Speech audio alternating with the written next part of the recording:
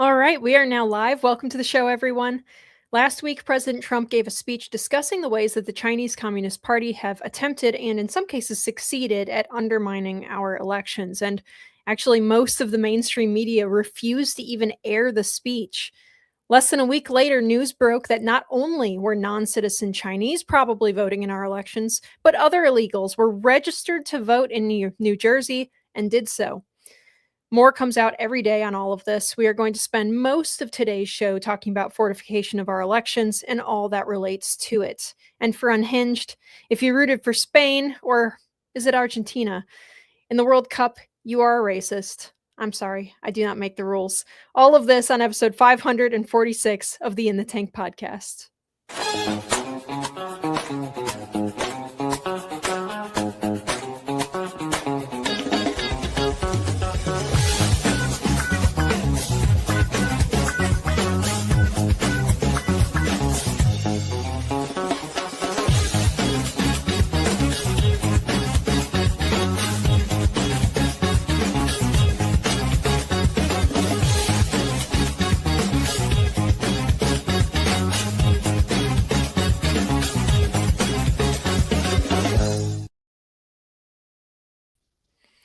Welcome to the In the Tank podcast. I am Linnea Lueken, your host, and as always, we also have Jim Likely, Vice President and Director of Communications at the Heartland Institute, and we also have Sam Karnick, Senior Fellow at the Heartland Institute.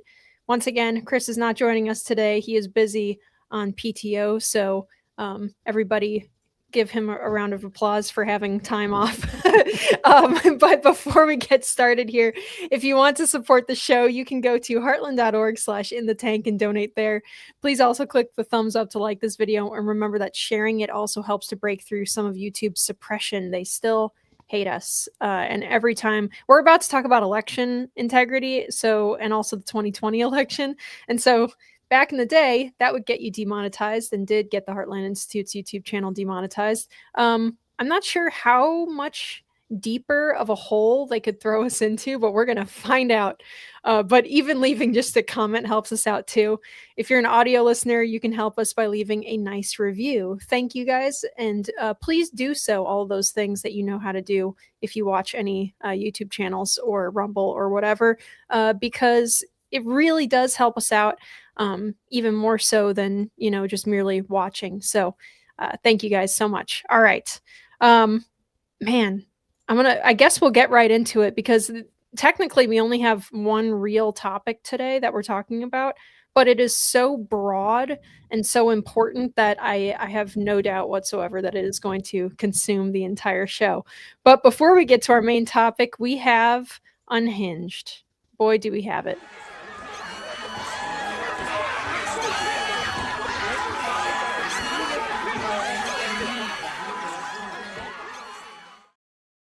Alrighty. During a House Oversight and Government Reform Subcommittee hearing, Representative Jasmine Crockett had some interesting remarks, as she is wont to do. If we can play that video. The imaginations of the entire world when they saw all of these people of color that was playing for all these teams. And ultimately, if you recall, the last two teams, it was Argentina and Spain. And it seemed like the vast majority of the world was rooting for Argentina, or actually against Argentina, right? And why was that? Just give me an explanation if you could guess. If you'll just let them finish the answer. Spain had the best team. Maybe that's why they were rooting for them. There's also a racist history that exists. Mr. Byer, you're recognized. What to say about this one? So, one, as the audience probably already knows, I know nothing about soccer, and I know nothing about any of the teams that are playing soccer. So I was unaware that the entire world was in cahoots to root for Spain over Argentina over any conflict. Forget a racial conflict of some kind. Actually, not really sure from the clip alone. It's not super clear that she meant that it's bad that the world was rooting against Argentina or good because that's the country that's racist. My first impression listening to this was that she was saying people disliked Argentina because they're racist against South Americans or something. Or is it because there are German expats there after World War II? And so we are rooting against Argentina because they're Nazis. I actually really don't know the context behind what she's talking about here, but it is absolutely insane. And I loved the professor's response there. He's like, maybe Spain is a good team. I don't know. What I heard her say was, I have no idea what happened over there, but whatever it was, it's racist. Well, it's actually really confusing. I really don't know who to root for on the pyramid of intersectional racism, because Spain colonized Argentina. They speak Spanish in Argentina. Guess why, everybody? It's because Spain came over and settled it in the New World. So that's bad. But I was actually rooting for Argentina, despite the fact that it didn't have any shots on goal, I think, through the entire regular time before they went to extra time. Although I don't know how they do the stats, because I thought I saw at least 5 shots on goal, but they didn't count them. So I don't know how soccer stats work. But I was pulling for Argentina. I didn't even notice that they had players of color. Literally, I don't look at the teams and think and pick out how many white guys, how many POCs, and all that. No, I was rooting for Argentina because, Lionel Messi is perhaps the greatest soccer player who has ever lived on the planet, and I wanted to see him win. And he only touches the ball. He only touched the ball, it seemed like, once every 20 minutes at best. But when he did, it was magic. I mean, the way he can just bend the ball and pass the ball and strike the ball is absolute poetry. If you love sports, I mean, one of the great things about sports is that you're watching people do things that you can't do. You can never do it. If you've ever been around a professional athlete, if you play, like I play, club tennis, I play in the USTA, and, I think I'm pretty good, and I am for my level and my age and all of that.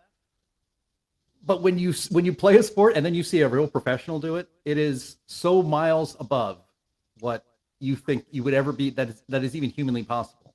People like that are absolute freaks of nature and talent. And but yeah, I was pulling for Argentina. Race had nothing to do with it. And what's sad, I mean, Jasmine Crockett is a complete clown. The way she speaks, the affectations, it's all an act. She went to she grew up rich, or at least very upper middle class. She went to private school.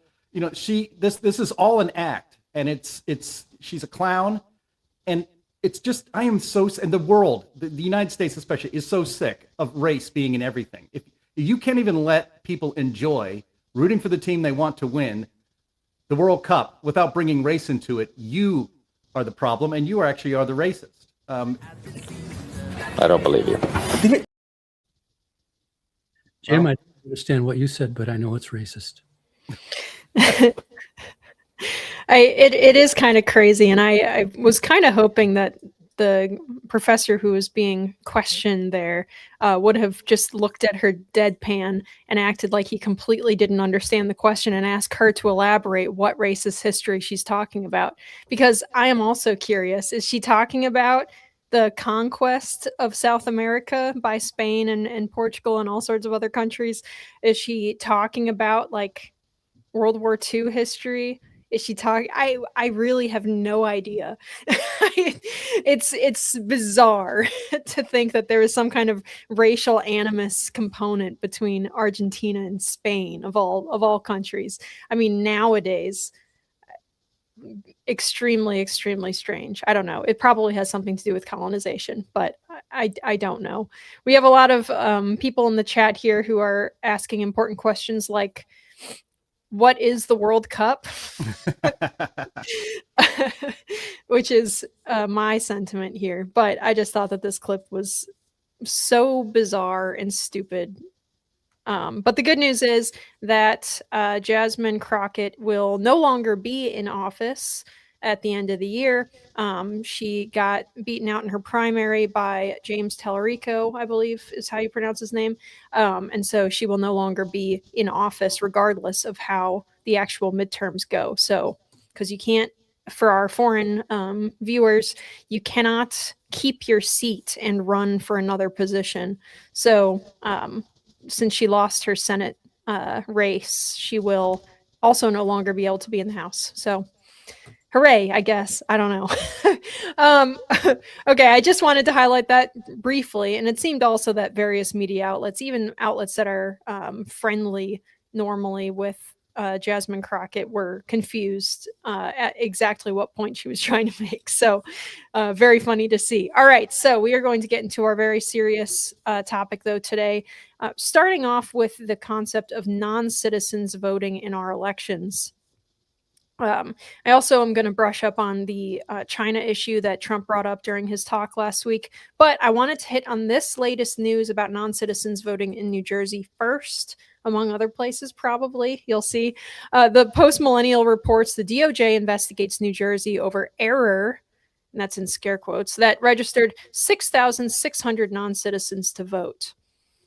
The Department of Justice has opened an investigation into New Jersey's voting registration system after it was revealed by Governor Mickey Sherrill, who admitted that the motor voter program registered 6,600 non-citizens to vote, which led to 400 illegal votes being cast. Sherrill said that the incident did not impact election outcomes, but said in a post, "Last week I learned that a serious software error in New Jersey's motor vehicle system led to the registration of roughly 6,600 people who indicated that they were not U.S. citizens between June 2023 and June 2024, almost 3 weeks prior to my taking office. These individuals answered no when asked on a keypad whether they were a U.S. citizen when applying for driver's license and ID cards, but through no fault of their own, the system registered them anyway. This happened under the previous administration, and upon learning this information, I immediately ordered my chief counsel to launch an investigation to get to the bottom of what occurred. I also ordered the removal of any residents from our voter rolls who were erroneously added between June 2023 and June 2024. The new MVC administrator that I appointed has begun the process of replacing the vendor responsible for administering the system," she added.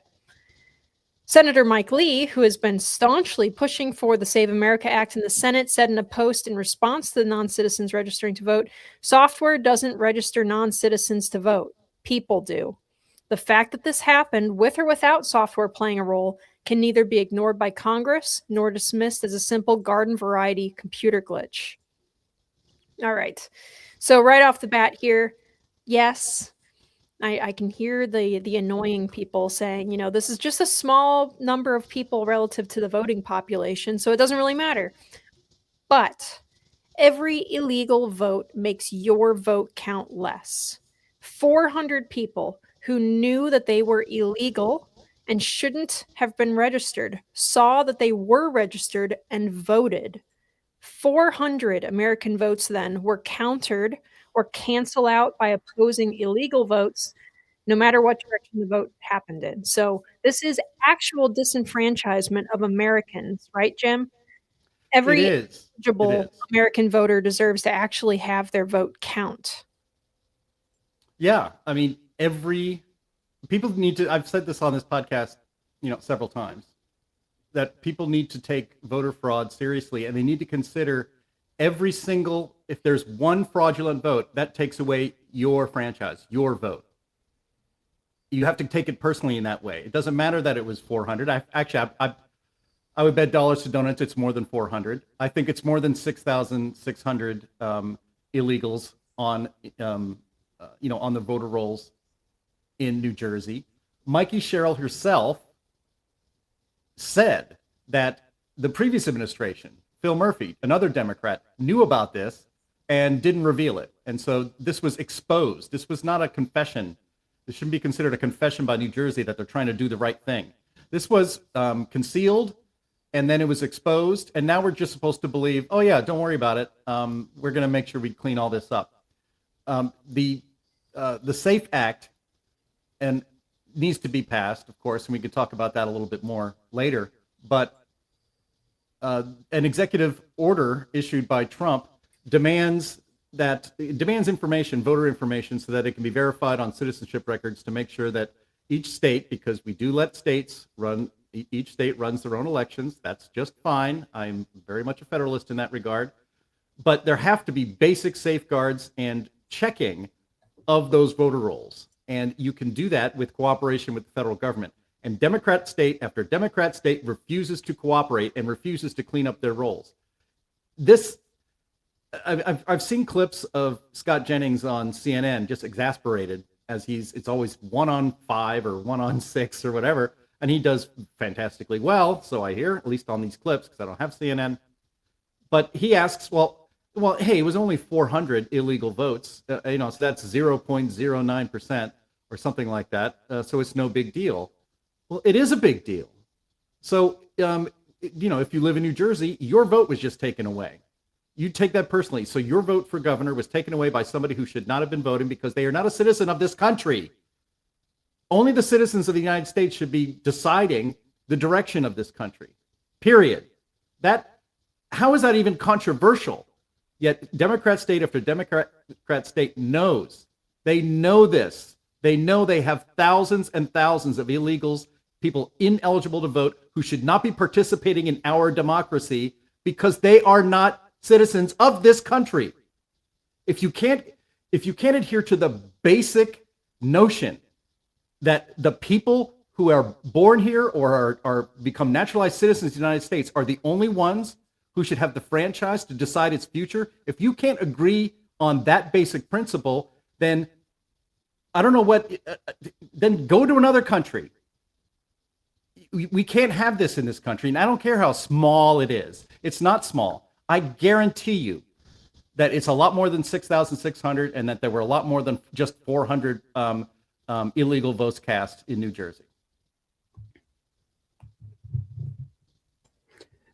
Let me jump in. This is what intelligence agencies call a limited hangout. You know that you have, let's just say you've stolen an election, maybe some foreign country somewhere. And there's a whole lot of suspicion that you did it. There's a whole lot of evidence that's kind of brewing under the surface there. And so what you do is you say, we don't have anything to do with elections over there, and we certainly didn't try to do anything. But what did happen was there was this one agent who accidentally deleted the voting records of 6,600 people. And so you hang that out there. And the fact is that you did steal the election. You flat out just did a million different things, but you drop out that little thing. And then people can argue over that. Well, it's only 400 votes when you get down to it and blah, blah, blah. But what you're doing is you're trying to distract, trying to deflect people's attention to a minor issue that is only a small part of what you really did. And I imagine that's what's going on here, that Cheryl did this as a limited hangout. The idea was we'll throw a bone to the muckers out there and let them, chew away at it for a little bit, and then they'll shut up and go away. But limited hangouts usually don't succeed in the long term. What happens is ultimately more and more information gets out, especially in this modern era where so much is done electronically. And as that information gets out, you look like more and more of a liar as the situation progresses. So that's what they're trying to do here. They're using the old the tricks that intelligence agencies and other despicable semi-criminal or criminal organizations do. And this is just going to play out a little more slowly than we all would like, as it has done so far. It's been much slower than we would like, but it's going to play out. the prosecutions are coming, and I believe that this is going to be an issue where we're going to get a lot more information going forward. Yeah, I agree. And I'm just one last thing. I mean, I'm just so sick of the gaslighting on this from Democrats and lefty talking heads. Because they've been telling us for years this isn't happening. There are no illegals voting. Okay, well now it's like we're at like stage 2. Or okay, there are illegals voting, but it's not a big deal. The next 2 steps come along as something like, you know what? It's actually a good thing that illegals are voting because they live here too. And then step 4 is going to be, why are you making such a big deal out of it? You're the real problem by talking about it. So, I think we're at stage 2 at this point right now. But it's just infuriating because, you either care about election integrity or you don't. And if you don't care about election integrity, you don't care about your country or your fellow countrymen. And you actually want to disenfranchise your fellow countrymen for your own what you consider your own political gain. I think somebody in the comments had mentioned, this would probably be a much bigger deal in New Jersey if it was 6,600 Republican voters. But apparently they are not Republican voters, so it's no big deal. There it is. Yep. Thanks. Yeah. No, they'd be demanding recounts and stuff. Right. If you think about the context, though, in which these limited hangouts typically occur, much of it was in light of color revolutions that the United States sparked in countries across the globe. And it looks like this is part of an attempted color revolution in the United States. And let's have more information. Let's have more knowledge, and let those 6,600 grow to 16,000, and then 140,000, and then 2.2 million, and then 30 million. Let's find out what the real number really is, and then let's just deal with it. Let's do the right thing. And one thing we could do is there's a legislation before Congress right now. It's in the Senate that would clean up our elections very admirably. Why is there no action on that? Yeah, and this all goes back to and Sam remembers this, the motor voter law, which goes back to the Clinton administration. And it was a bad idea then, and it's a bad idea now, because even at the time there's no checking. You don't have to be a citizen of the United States to get a driver's license, and you can just check the box that says, would you like to also register to vote? Sure. And there's no checking on that. The whole system is designed to bring people who shouldn't be voting into our election systems. And I just saw on Twitter today that part of the motor voter law back in, I think, 1993 was that there was supposed to be regular purging of the voter rolls to make sure that only American citizens who are registered to vote are actually voting. And those checks and balances on that went out the window, as anybody who had a brain in 1993 knew would happen. It's a system. We're going to get in big trouble, and we're going to talk about our election integrity. That's the theme of the show today. It seems like the election system in the United States is designed for fraud. Or another way to put it is, if you were trying to design an election system in which fraud could be maximized, how would it look much different than what we have right now? It wouldn't look much different than what we have right now. It would be almost exactly what we have right now. Well, that's absolutely right. And in fact, the supporters of the motor voter bill knew that it wouldn't be, that the taking people off the rolls wouldn't be enforced. They knew that. They were counting on it. I mean, why on earth would they even care to have that bill if everybody's going to be taken off the rolls? It would be just an exercise in futility. So this is really an absurd situation, and we've got to get on top of it. And it's good to see some attention going to it, because remember, this is all happening only 6 years after the most secure election in American history. Yeah. So attaboy, Sam, trying to get us remonetized. You serious? Thank you, J. Jonah Jameson. All right. Mark over on Facebook says 36 state laws request or require voters to show some form of identification at the polls. 14 states and Washington, D.C. do not require any documentation to vote at the polls. Yeah, that's true. And we have a good question here that I'm going to pitch to Sam from Chris, who says, why are states allowed to decide their own voting systems for a nationwide election? Surely a common system should be imposed on all the states, right? Well, you can do that if you get an amendment to the Constitution, because the Constitution gives the authority to regulate elections pretty much to the state legislatures. Now, interestingly enough, it doesn't give it to the courts, and it doesn't give it to the governors or to state executive branch agencies, which is what happened in the 2020 elections. So if we had stuck with just what the Constitution says, most of what happened in 2020, probably 80 to 90% of it, although it's hard to know at this point how much happened, but most of it, and the great majority, would not have happened because it would simply have been blatantly illegal. People would have been aware that the state legislatures hadn't done this because it would be obvious somebody else did it. So that is the issue here.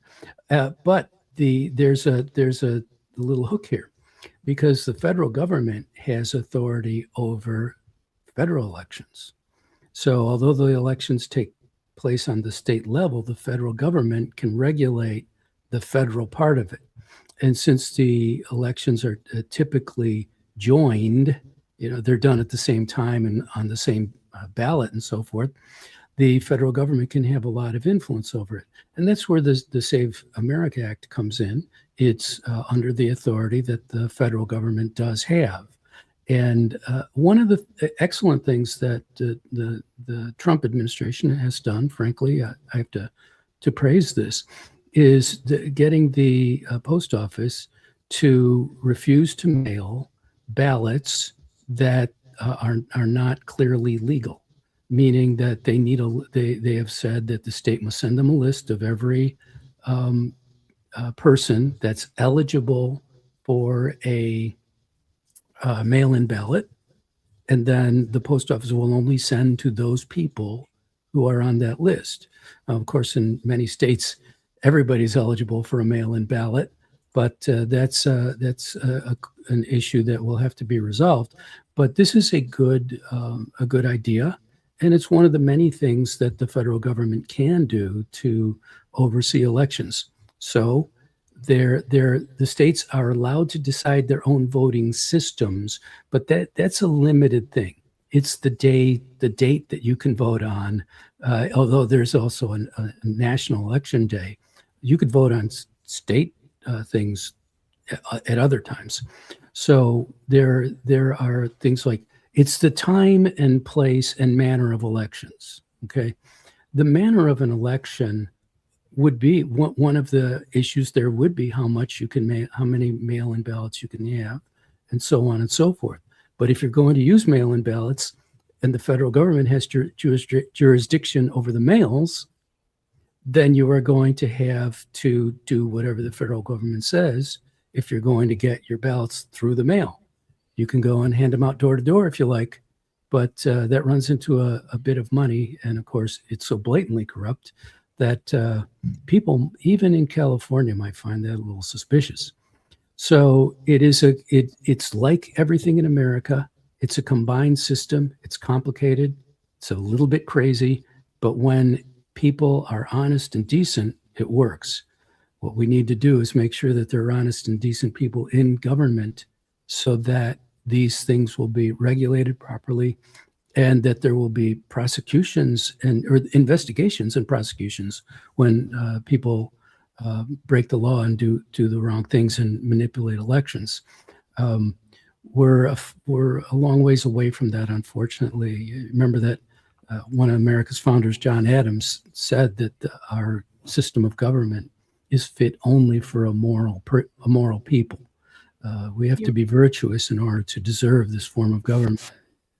We seem to be far away from that now, but the only way we're going to get back is there's one of two ways. There's either going to be steps, like the Trump administration is trying to do, or a collapse and or revolution. I vote for the former. Let's and I'm not telling anyone how to vote in an election, but let's say I'm casting my personal vote for that. Yeah. Yeah, it's thank you for that, Sam, because the question was asked by one of our foreign viewers, but I think it's important to remind Americans too about this kind of thing, especially as we have major parties being taken over by sub parties like the DSA, who are advocating for things like abolition of the Senate and direct democracy and all sorts of terrifying nonsense. So President selected by Congress. President appointed by the House of yeah. Representatives. Yeah, exactly. And a deletion of the Electoral College, all sorts of great stuff. So, Supreme Court works for the Congress too, or works for the House in their plan. So we mentioned California a little bit ago, and here there is an interesting tidbit over at Red State about that. So they write that far from a simple software error on their end, the firm that actually was involved in, or like that runs that particular software that the DMV was using, the firm essentially argued that state officials are the ones who dropped the ball by failing to check the citizenship status of thousands of applicants who had already identified themselves as non-citizens. Cheryl says that the state will be phasing out the use of that software. But the controversy is seeping into California, where the same vendor has a major contract with the state's Department of Motor Vehicles. California announced a partnership with Endemia in 2022 to modernize its DMV operations, including issuing all driver's licenses and identification cards starting in late 2025. The contract was for 12 years, while a press release from the company indicated that they had been providing physical ID cards and technology to the state for more than 64 years. So the current CEO announced at the time that the partnership was not just about aesthetics, but about raising the bar on security and trust, which I'm sure he did not use an LLM to write his announcements. While no identical software error has been confirmed, the New Jersey scandal has prompted fresh questions about whether California's system could have similar vulnerabilities in its automatic voter registration process, especially as the Trump administration and Department of Homeland Security have flagged tens of thousands of potential non-citizen registrations in California and demanded greater scrutiny of its voter rolls. I mean, something like this, though, would the Save America Act even fix this? I think yesterday the Save America Act was passed in the House as an attachment or like a rider to a spending bill, of course, as they are wont to do. But it still needs to pass the Senate, and I'm extremely skeptical that that's going to happen, unfortunately. I'd love to see it happen, but I don't know. But what else could we do? Well, revolution. Well, let's. I give up. Well, hang on. It's probably a few things short of that, Sam. I mean, there might be a couple ideas that's worth a try. I don't know. Look, I mean, as you were talking there, Sam, and from the question of states running the elections and what influence can the federal government have on that? I mean, clearly here, because the SAVE Act is in peril and sadly less likely than it's less likely to get passed than it is likely to be passed. I think that's safe to say. But still, the Trump administration is trying to do what it can with the tools that it does have as the executive in order to at least nudge the states to clean their voter rolls of people that are dead, to try to secure the election as much as possible before November, and that's admirable. But I remembered as you were talking, Sam, a lot of people listening to this podcast, and certainly you do, remember the 55-mile-an-hour speed limit. That was a federal policy that was enforced because the federal government said, oh, well, sure, you can set your speed limit to 75 or 80 if you like, but then you will not get any federal money to fix your roads. So it's your choice. Go ahead and make it. And so every state decided, well, okay, 55 is fine. We want to make sure that we get federal money to fix the interstates. And the Trump administration is actually doing this. We're not here to talk about, Medicaid or other welfare reforms in the states. But I think it was just this week, RFK Jr. decided to withhold all Medicaid funding, Medicaid funding to California until they fix the complete corrupt mess that it is, or at least make some effort. And they're not making any effort. Again, these systems are designed to maximize fraud. This is exactly how you would design it if you wanted to make sure people were stealing money from our welfare system and also corrupting our elections with illegal votes. So the Trump administration is trying, and it can probably pull a few more levers, especially money. Governors listen to money, or I should say, they pay attention when the money spigot is turned off from Washington, D.C. And so the Trump administration, I would imagine, is going to continue to leverage what power they have over the distribution of funds to the states to make sure that they have to at least make some good faith efforts to clean their voter rolls, because you could even get a blue state governor to mouth the right words, but nothing is actually done. And so that's what's happening now. It needs to be ramped up, but we really need to pass the SAVE Act. Most of these programs, let's talk about the entitlement programs just for a minute, because I just wrote an op-ed about this. I don't know where it'll go, but it's interesting because those programs were put together in the first place in that way in order to make the states do exactly what the federal government wanted to do. They'd say, okay, we want you to spend all this money, and you only have to put up 10% of it, 20% of it, whatever amount, and we'll put up the rest. And the idea was that then the states will do what they want them to do. But authority has just absolutely crashed during this century. And the states have been increasingly pushing back against the federal government in two ways. One, and to me, it really starts becoming really evident with the marijuana issue. It's illegal on the federal level, and that means it's illegal. Federal law, overrides. No, God! But instead, what has happened is the states simply went ahead and legalized it. Many states have done that. And the federal government has said, well, oh, gee, nothing we can do, I guess, which is very interesting.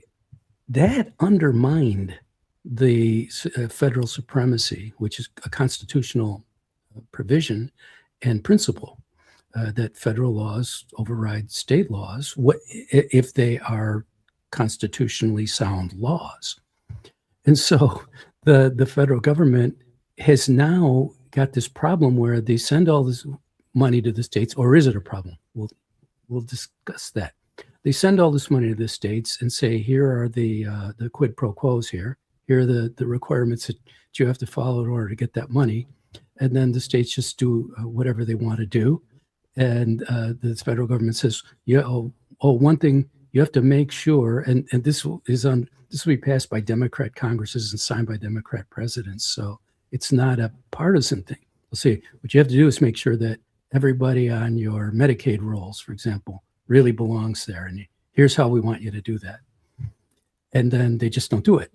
And the federal government just sort of looks the other way and goes, and the Medicaid rolls blossom in a beautiful way if you're a big government hack.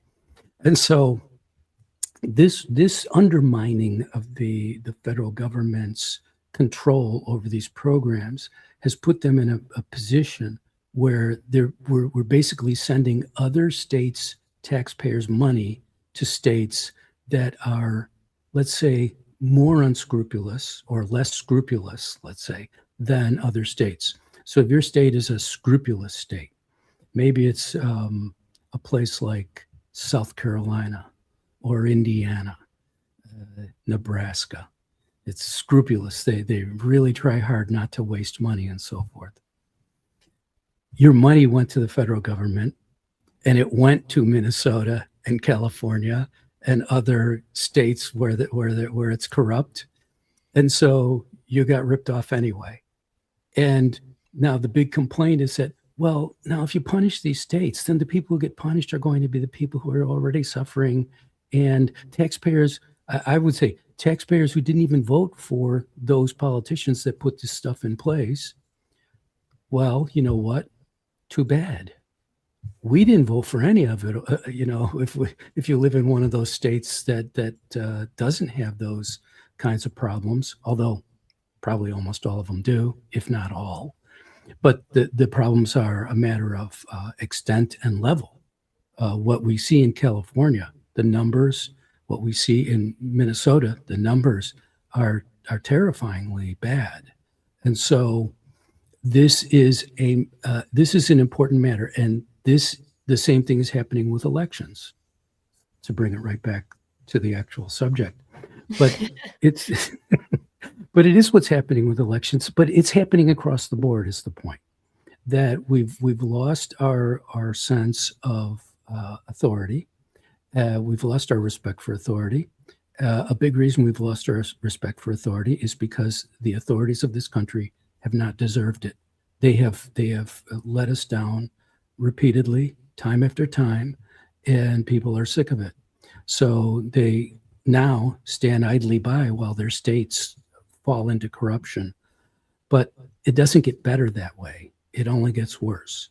And so this is a huge problem, and it's only going to be repaired by reassertion of federal supremacy in elections, in the areas that the federal government has authority over, and the use of the club, which is that you don't get this money if you don't prove to us, to our satisfaction, not your satisfaction, to the federal government's satisfaction, that you are on the level. So that's how this works. And that's why it's relevant to look at the Medicaid fraud and all the other fraud that's going on in this country, where nationally financed programs are being corrupted by the states. So this is the way forward. There is a way forward, and it's good to see some action on it. It's good to see people finally admitting that no, things aren't perfect. This isn't the best possible system, and if it's working as designed, then we should be tarring and feathering the designers and worse. Absolutely. So in the past, Heartland, we talked about this on previous episodes of In the Tank, but we've done polling that found that 1 in 5 mail-in voters admit to committing at least one kind of voter fraud. So, those are, and they tend to be kind of minor fraud occurrences. It tends to be, but it's still fraud. But my point is, but wait, there's more. Thanks, Andy. They tend to be minor fraud occurrences. There's something like, someone filling in a ballot for their mom that they're the live-in caretaker for, stuff like that. According to our policy study, though, that we published, which was Who Really Won the 2020 Election, which viewers can find at heartland.org, those minor occurrences, when they were stacked up together, were enough probably to change the outcome of the 2020 election in several important swing states, even without the kind of more conspiratorial fraud at a mass scale. Just the kind of mundane, boring stuff was enough to swing an election. And you realistically, you probably can't stop someone from filling in a ballot for their significant other or something, so long as mail-in voting exists. You don't want a situation where the government can stop someone from filling out someone else's ballot inside of their own house. You don't want like indoor flock camera surveillance to make sure that we can maintain mail-in voting. So it seems to me that mail-in voting is the thing that has to go. In that policy paper, Heartland listed proactive policies and also preventative policies. One of the proactive policies that was highlighted was states should minimize mail-in voting by requiring a valid excuse, which is how it used to be done. They didn't used to just mail it to everybody. So it really doesn't seem like, you're disenfranchising anyone by doing that. We also said states should update and verify election registration rolls annually. They should require identification to vote in person, encourage in-person voting, require a witness or a notary for mail-in ballots. And I think that's a pretty good one that I haven't really seen too many other organizations talk about. So I think that's somewhat novel for the Heartland Institute. And then in terms of preventatives, outlawing ballot harvesting, which I think pretty much everyone would be on board with if Republicans were doing a lot of ballot harvesting. States should forbid unattended and unsecure election drop boxes. So no more drop boxes. Require signature verification for mail-in voting, like when you drop it off at the post office. States should establish agencies to investigate claims of election law violations. And states or the federal government should pass laws that impose harsh penalties for those who do get caught committing voter fraud. I think all of these are really simple. Yeah, Sam, I read these and I think these should be things that we can agree to at a bipartisan level. And it's extremely suspicious that you cannot get Democrats to agree to this stuff, even though this is how things were even just a few years ago. Absolutely right. I think that the one of the provisions in Trump's executive order on this holds that the post office will have a trackable ID on each ballot that it goes through the mails, and so they can tell where it's been at every point. And to me, that is a real game changer and an incredibly smart and totally justified use of technology to ensure that that fraud is reduced. I personally would love to see much more use of paper ballots and much less of purely electronic voting.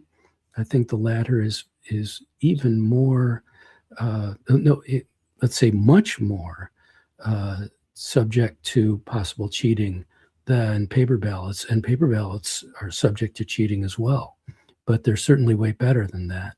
And also, we do need to count the votes day of.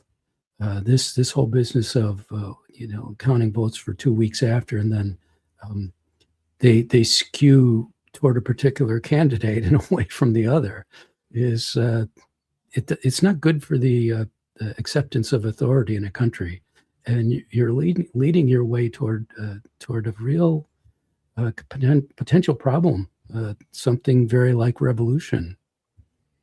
Yeah, and Mark here from Facebook says, how would the mail-in voting policies affect deployed or based outside of the continental U.S.? The same way they always were, which is that, you have bases and stuff that can hold elections or go to your embassy or something. Right.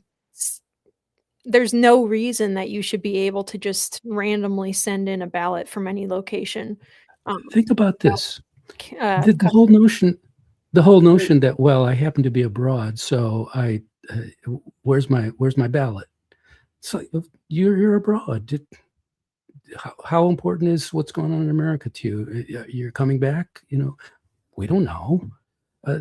You're real, you exist, we don't know.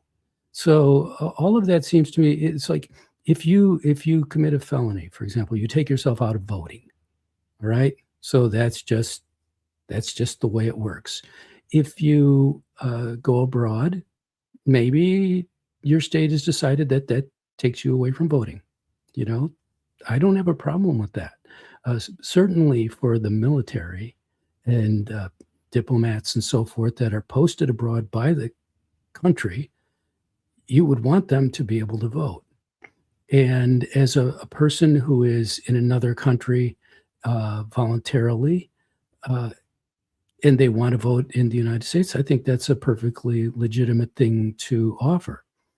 But to take that and then say, but if you're don't feel like going to the voting booth, you're living in the United States, you don't feel like going to the voting booth, or you want to vote early for some weird reason, then you should be able to do that. So we'll mail a ballot to you.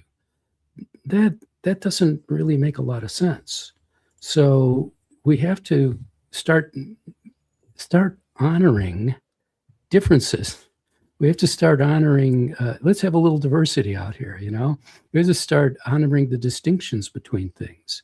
that a person who wants to vote because they're in a foreign country for a good reason, that's fine. I see no reason they shouldn't be allowed to vote.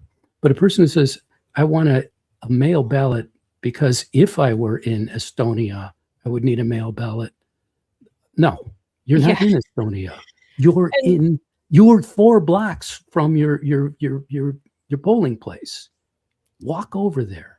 Or if you can't walk over there, then show medical reason that you can't get over there.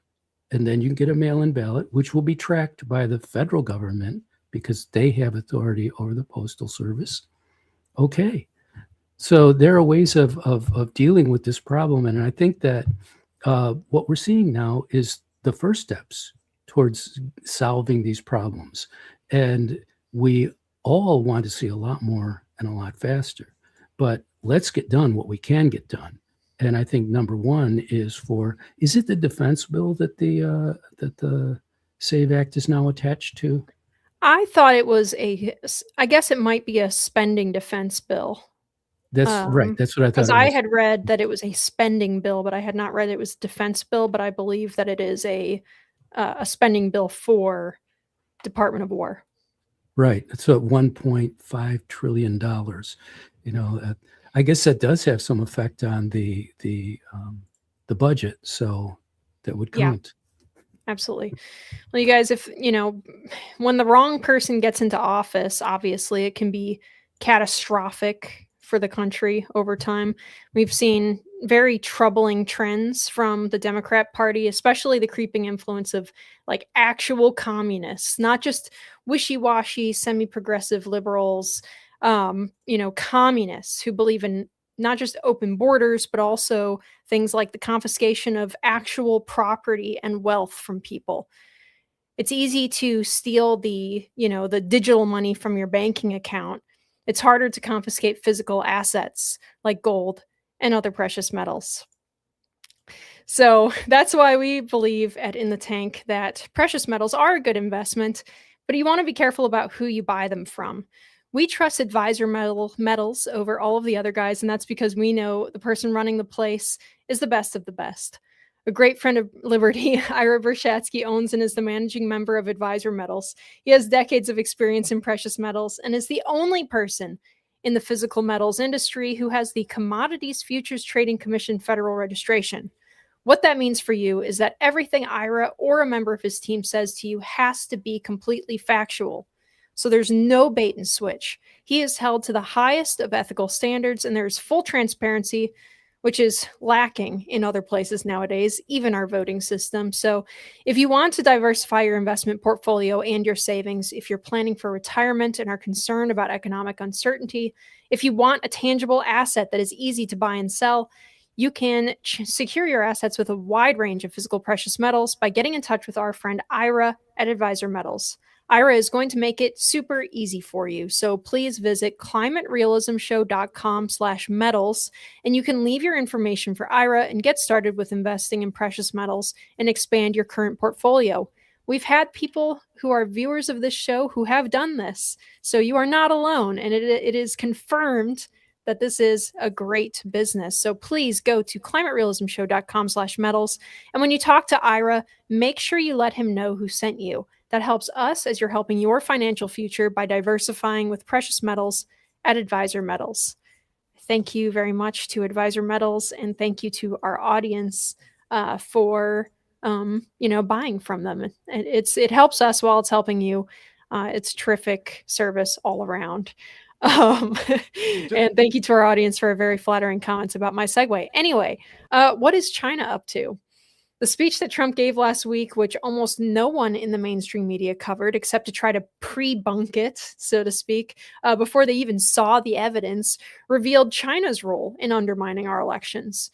Red State reports, newly available declassified documents, and recent statements from President Trump are shining a light on the Chinese Communist Party's theft of personal data belonging to a staggering 220 million American voters.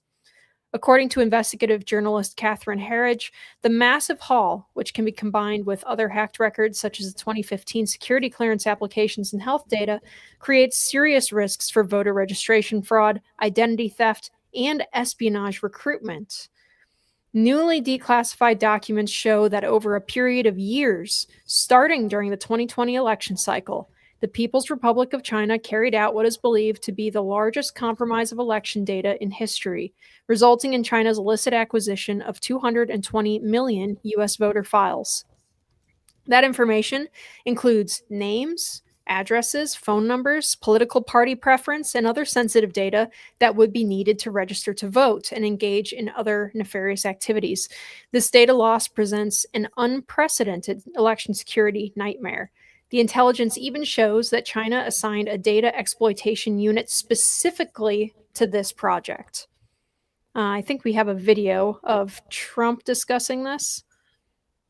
They show that over a period of years, starting during the 2020 election cycle, the People's Republic of China carried out what is believed to be the largest compromise of election data in history, resulting in China's illicit acquisition of 220 million U.S. voter files. That information includes names, addresses, phone numbers, political party preferences, and other sensitive data that would be needed to register to vote and engage in other nefarious activities, which is exactly what was happening. This data loss presents an unprecedented election security nightmare.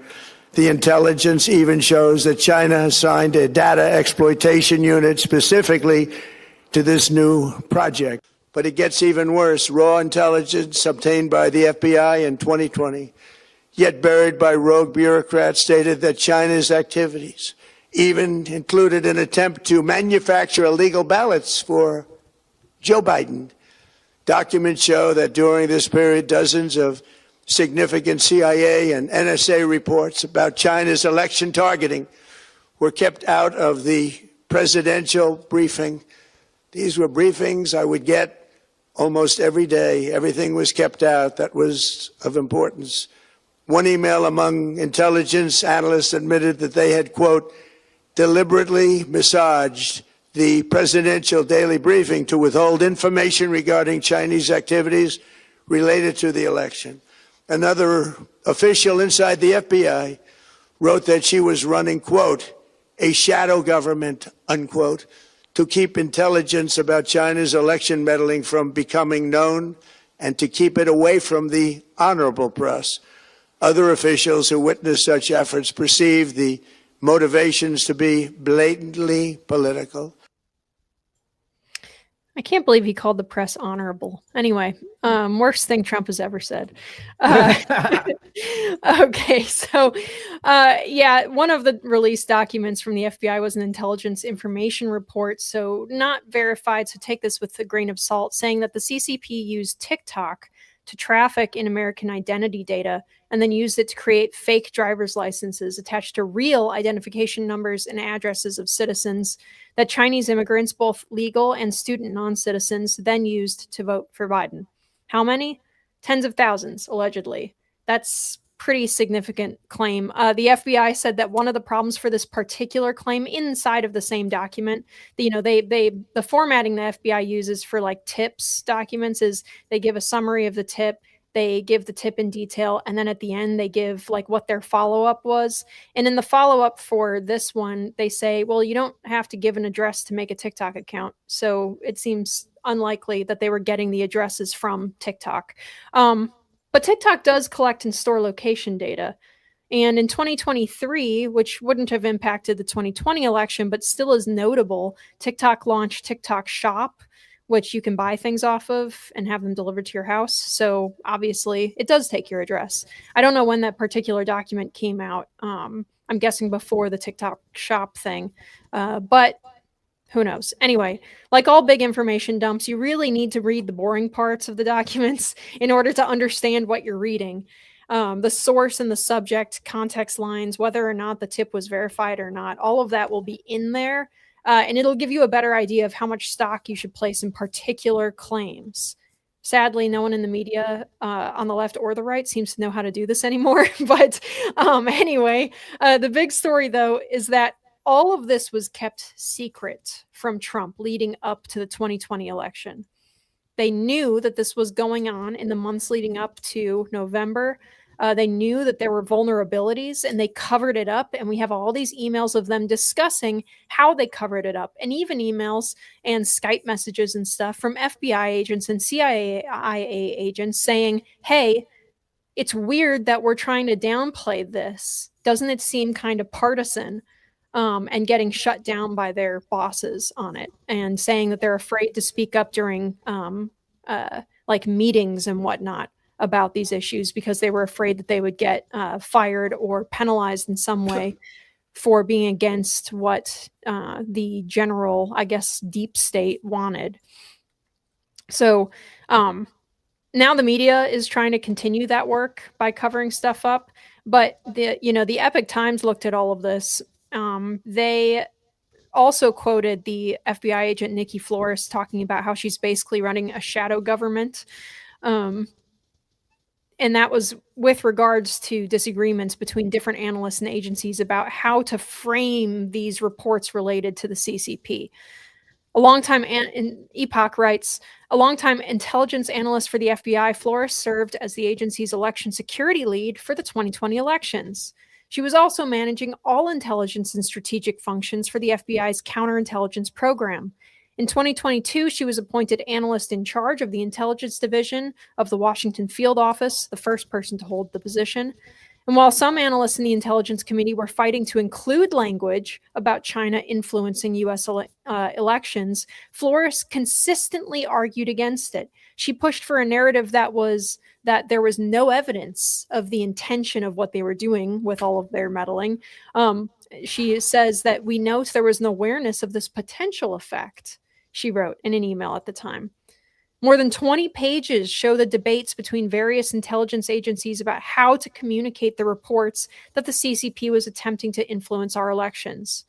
One email sent November 19th, 2020 from an unnamed strategic intelligence analyst includes references to altering messaging to Trump specifically, who was serving out the last days of his first term in office. He said, "We have deliberately massaged our one pending daily briefing to the president to avoid any direct links to the election." A subsequent email from an unnamed official at the Office of Director of National Intelligence challenged the changes to information presented to the president. He said, "I would be concerned as to why they're deliberately massaging analysis away from elections," the official wrote. Another analyst brought the attention to other colleagues and said, "This is a really good example, but far from the only one, of what I've been raising since the summer, that the intelligence community is deliberately avoiding mentioning a connection to elections for non-substantive reasons, and that China has been caught conducting election influence." You guys really need to go read the Epoch Times whole summary of this. They do a good job. It is... I'm not going to say it's crazy, because this is kind of par for the course at this point. We all know that there were multiple segments of the FBI and CIA who were explicitly undermining Trump's presidency the first time around. I'm hoping that they have a better handle on that stuff this time, but who knows? Right, Jim? How do we feel about the FBI conspiring to change the language for the president's daily briefings to keep him out of the loop on intelligence with regards to the CCP? Doesn't anyone notice this? I feel like I'm taking crazy pills! Yes. Well, I guess I don't have to rant now that we had that drop in there. But no, this is part of a pattern, as people could see. Let me, and the way the media has been covering this, the legacy media has been covering this, has been infuriating. But let me take you back to when in 2020 there was the Hillary Clinton campaign allowed two lefty journalists to be embedded in their campaign so they could write a campaign book, which they expected to be the inside story of America's first female president. And instead, well, that's not the book they could write, because that's not what happened. But they had wrote that on election night, Hillary Clinton was so inconsolable that they just basically had to cancel the night, and that they would convene together the next morning. And she walked into the meeting. This is in the book. She walked into the meeting with John Podesta and the rest of the staff, and she said that we're going to pin this on Russia. And they'd already, of course, had false Oppo research from Christopher Steele in their pocket that they paid for. So they said, we're just going to blame this on Russia. I didn't lose. Russia stole the election for Donald Trump. President Obama and his intelligence apparatus then they conducted a sham investigation on a pretext that they knew was false to try to destroy Donald Trump's presidency before it even got started. And the entire Russia thing was fake. There was nothing there. There was no collusion. There was no interference in our election of any significance other than maybe some Facebook ads. The idea that a foreign entity doesn't want to try to influence an American election, of course they do. But how widespread is it? And is there actually criminal activity going on? That didn't happen there. The whole Mueller report, what did he spend? 18 months investigating this, drawing it out. MSNBC couldn't wait. It was going to be their political Christmas when the Mueller report came out. And even with a rigged investigation, the report said there's nothing here. But here we have China and we have real evidence. And the intelligence deep state hangers on from the Obama administration, all these leftover career people refuse to reveal the real evidence, actual evidence of China's actual infiltration of our election system, including the gathering of the voter information of millions and millions and millions of Americans. That's real. They had the evidence. They had the goods on them. And as you were reading all that setup there, Linnea, from the Epoch Times, and I definitely recommend all of our listeners and viewers go over and check that out. It made me remember Peter Strzok and Lisa Page, those two star-crossed FBI lovers, exchanging texts about the horror that Donald Trump might win the 2020 election. And I think it was Peter Strzok who said, "Don't worry about it. We won't let him win. We won't let that happen." Peter Strzok and Lisa Page are not outliers.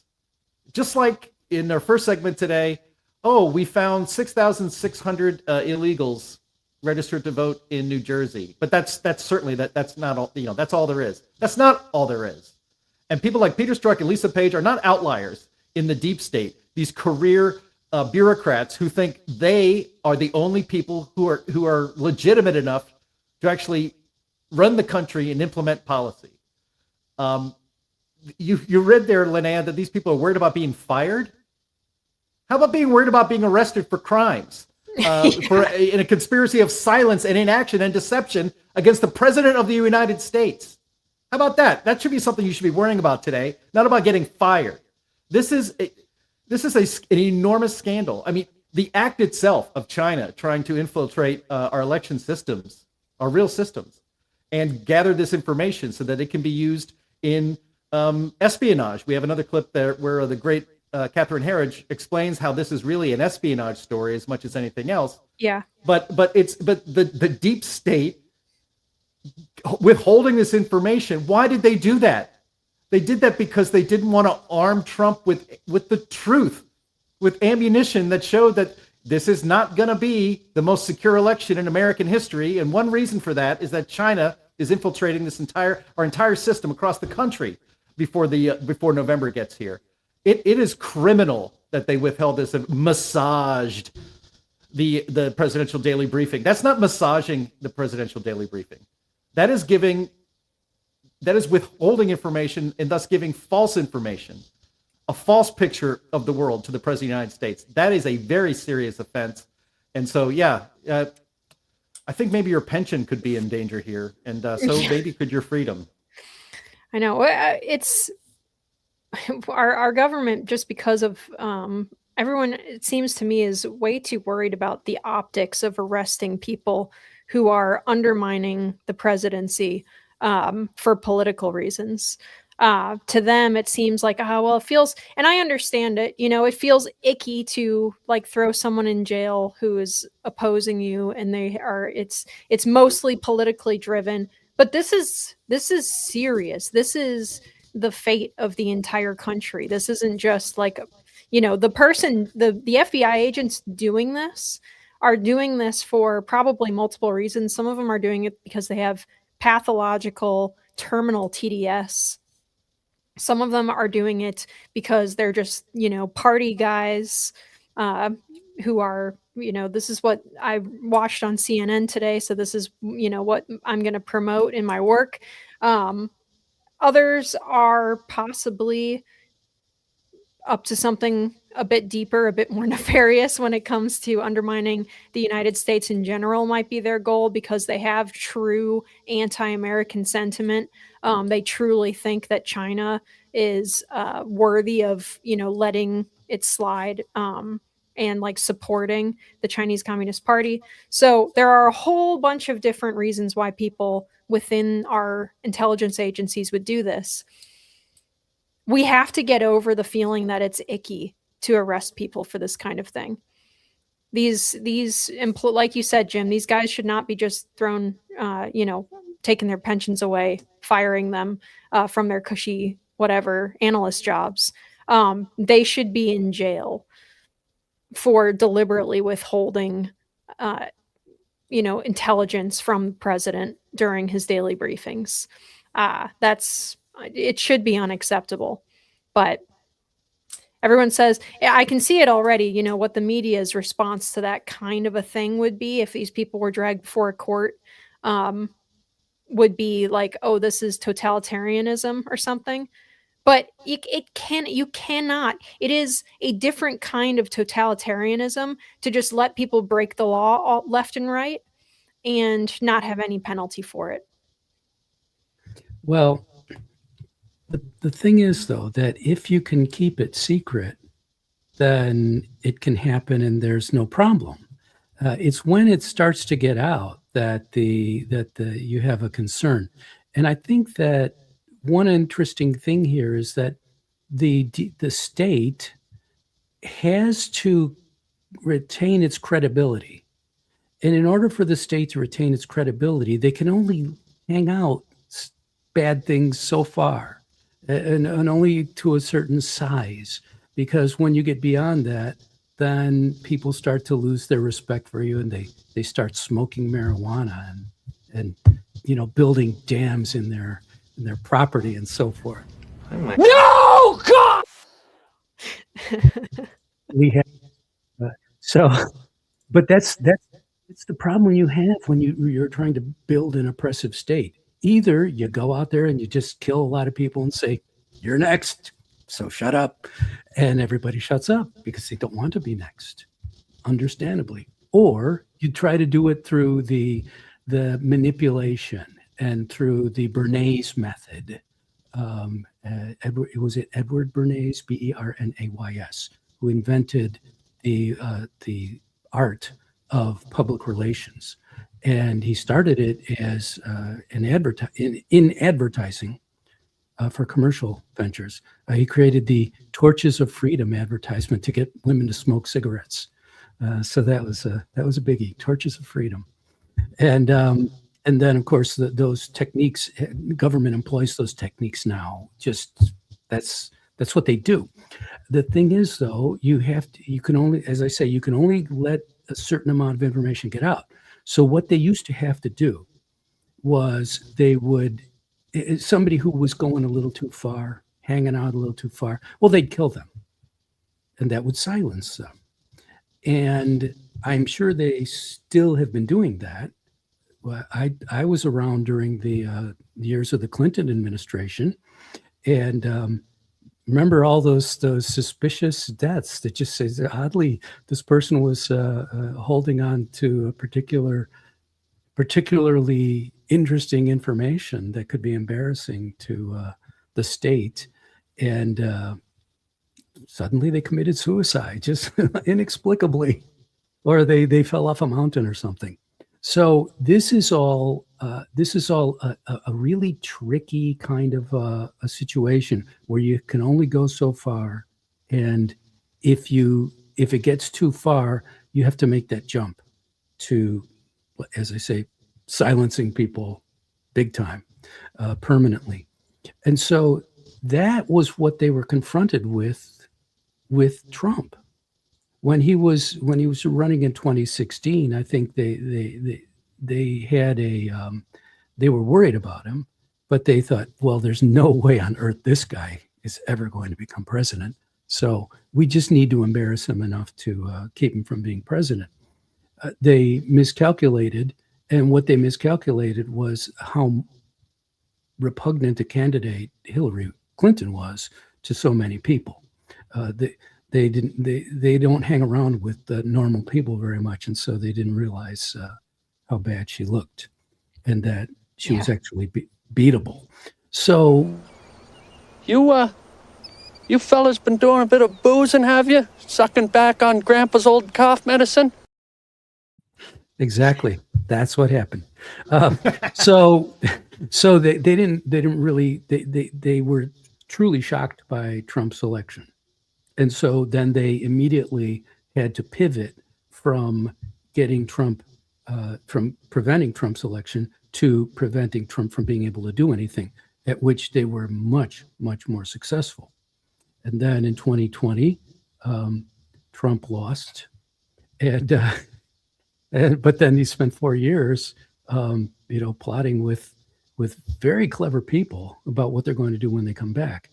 And those messages within the FBI, it's just appalling, just absolutely appalling. Reading what these people are saying, to me, it's worse than the Strzok business, which was bad enough. Yeah. But this is even worse. This is we're going to do everything we can to destroy any kind of opposition to the state.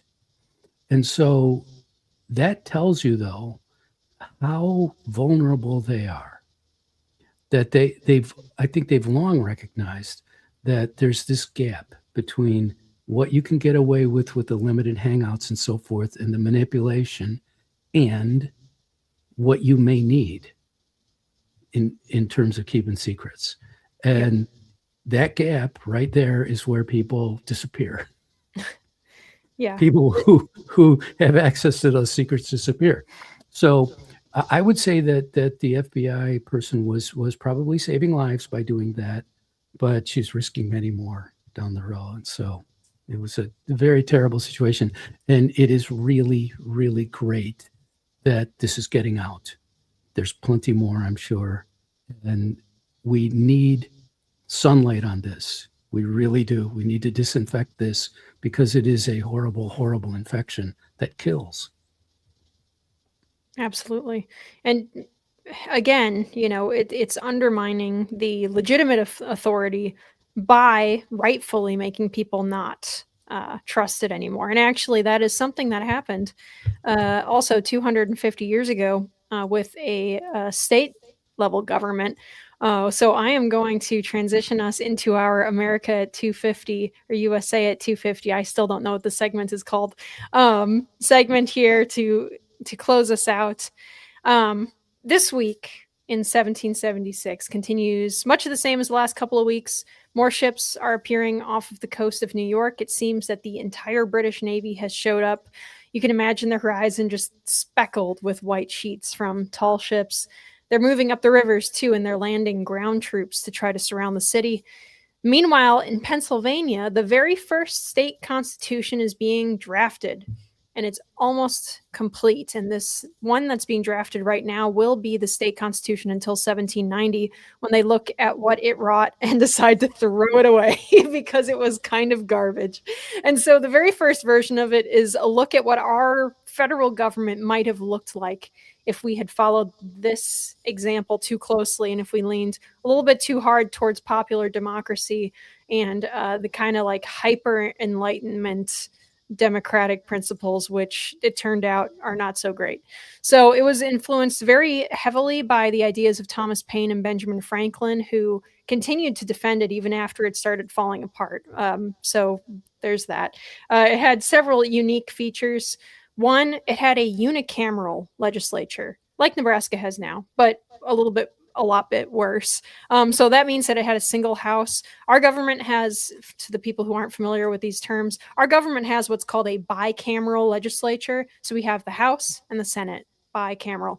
The idea was, though, for the Pennsylvania Constitution, that no one should be able to overrule elected representatives.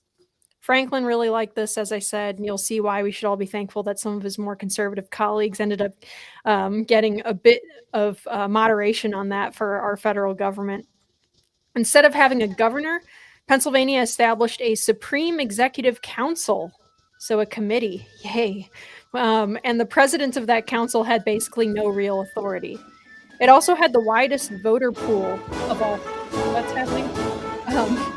It also had the widest voter pool of any other state's election system. It granted suffrage to any free man 21 or older with 1 year of residence and paid taxes.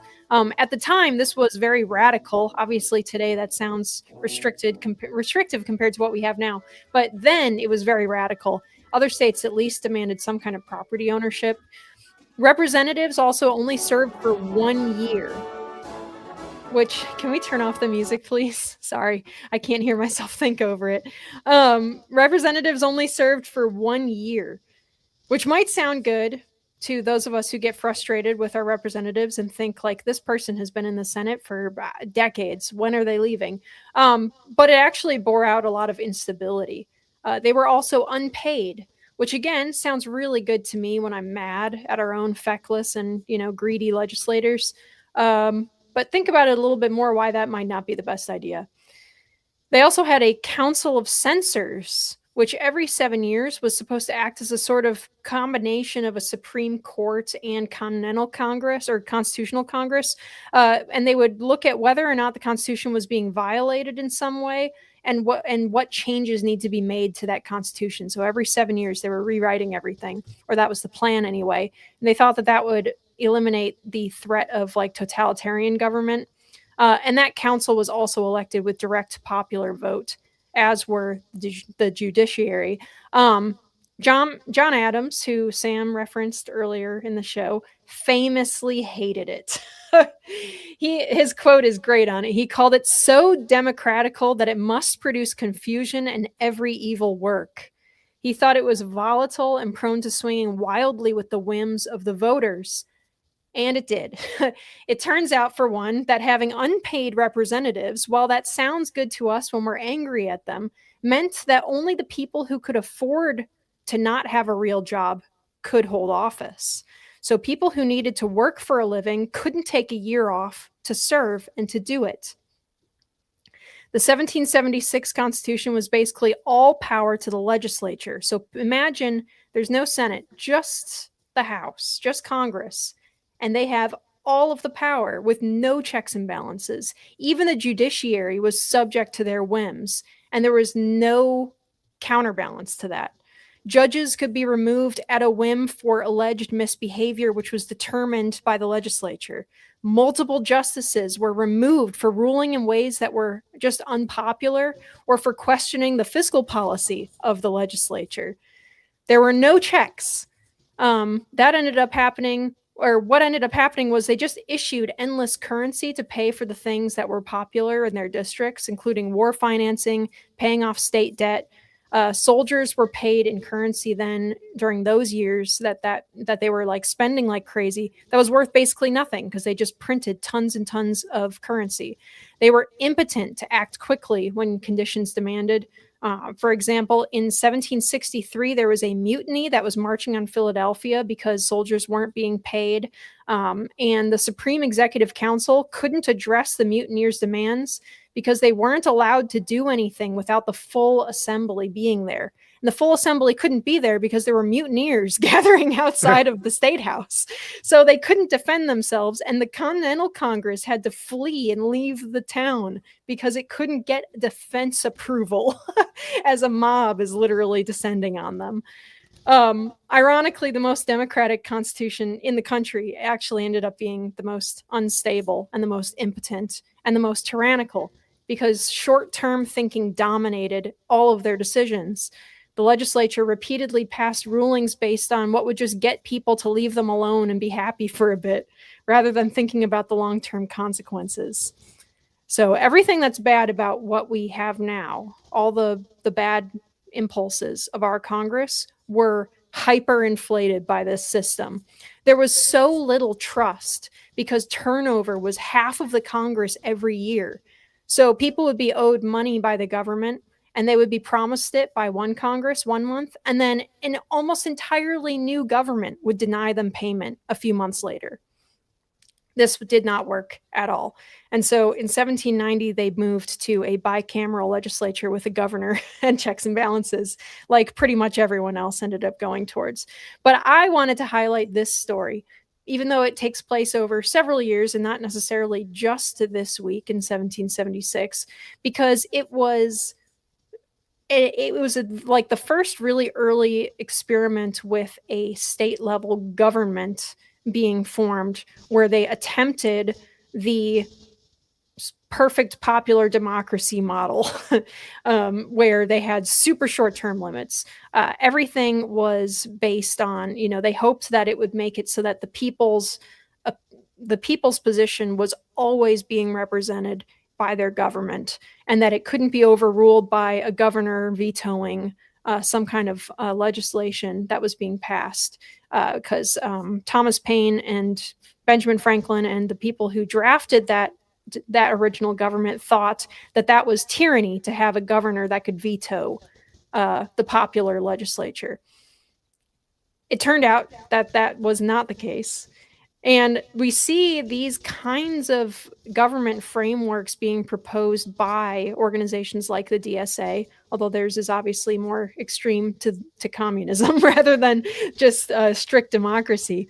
But I thought that this was great. Imagine, the volatility of your voter base, being led nowadays by the whims of social media or media in general, and having every single year all of your legislators are being overturned with new ones, which means every single year whatever is popular is the new thing that your entire government is being run on.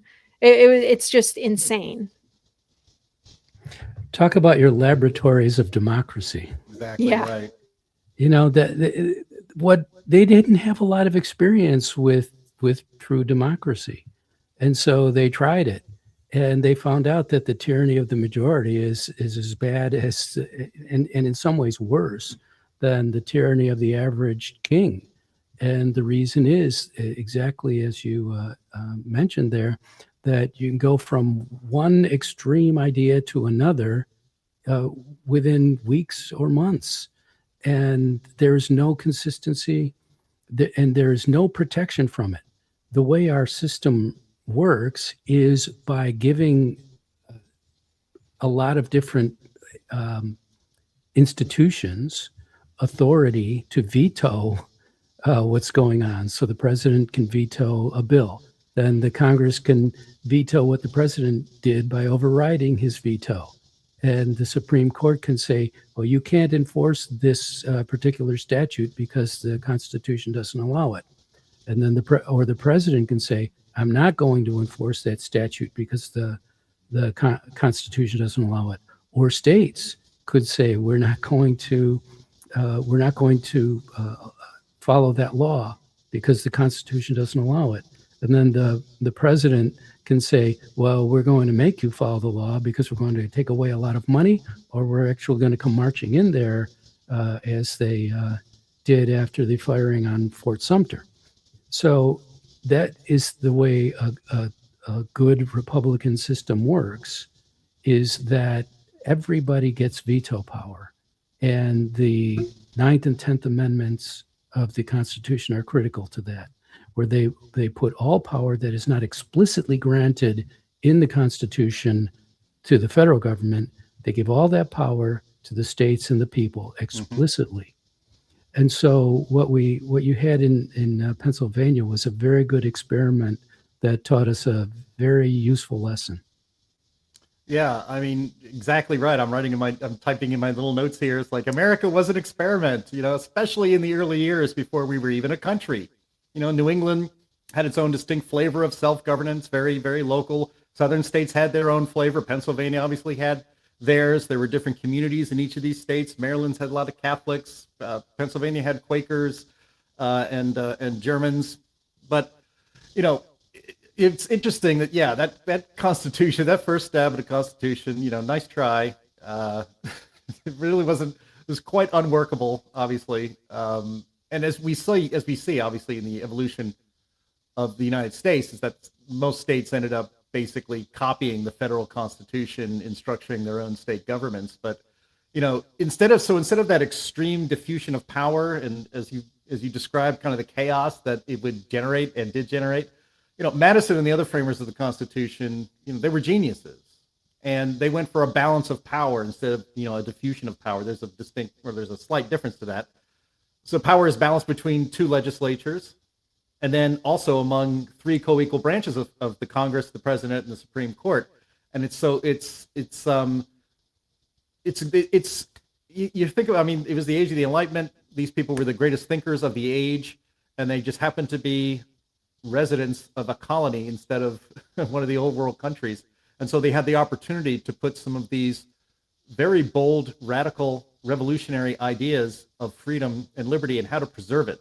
That's something that I love this segment, Linnea. I love your dedication to this, because it reminds us on a weekly basis of what the goals of the founding fathers were and the founding generation was. And it was to establish a society and a government that would not infringe on the liberty of the people. And that itself was just a radical idea. And so I love these lessons, because I'd never really been cognizant of the fact that there are some tries that were pretty bad, but the intent was there, and you keep trying, and eventually they did create a government and a society in which the freedom and liberty of individual free people was paramount, and the government's role was to make sure that was protected and to never infringe. Although I will say there are two things about the Pennsylvania plan that I did like. 21 years old to vote. 21 years old in the 18th century is a lot older than 21 years old now, if you know what I mean. Yeah. And you also have to live there for a year. You had to be a taxpayer or the son of a taxpayer to vote. That's a pretty good idea, because you have a stake. I've said this before. I got in trouble. Some lefty, I think, clipped me, and that I don't want. I want to disenfranchise everybody. No. I just said, if you have a stake in the game because you pay taxes, yeah, I think that's a pretty good. We should think about it, as that's who gets to vote, not people who don't have a stake in the game. And also that all free men and their sons shall be trained and armed to defend the Commonwealth from the enemies of liberty. Yeah, I love it. Shall be trained and armed. You don't get a choice in it. We all need to be in this together to protect our liberty. I like it. Yeah, I did like very much like that it held that you couldn't be in the legislature more than 4 out of any 7 years.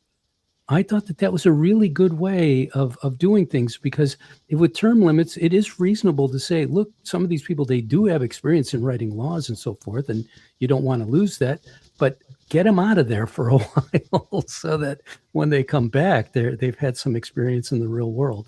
Of course, nowadays their experience is lobbying in the meantime. So. Yeah.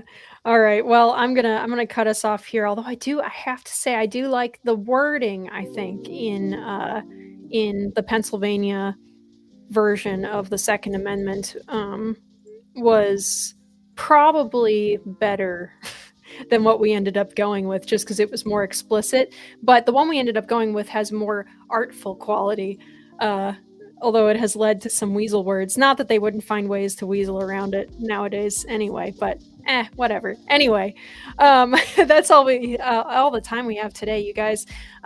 Thank you, everyone, for your attention to these matters. We are live every week on Thursdays at noon Central on Rumble, Twitter, YouTube, Facebook, all over the place. Jim, what have you for our audience today?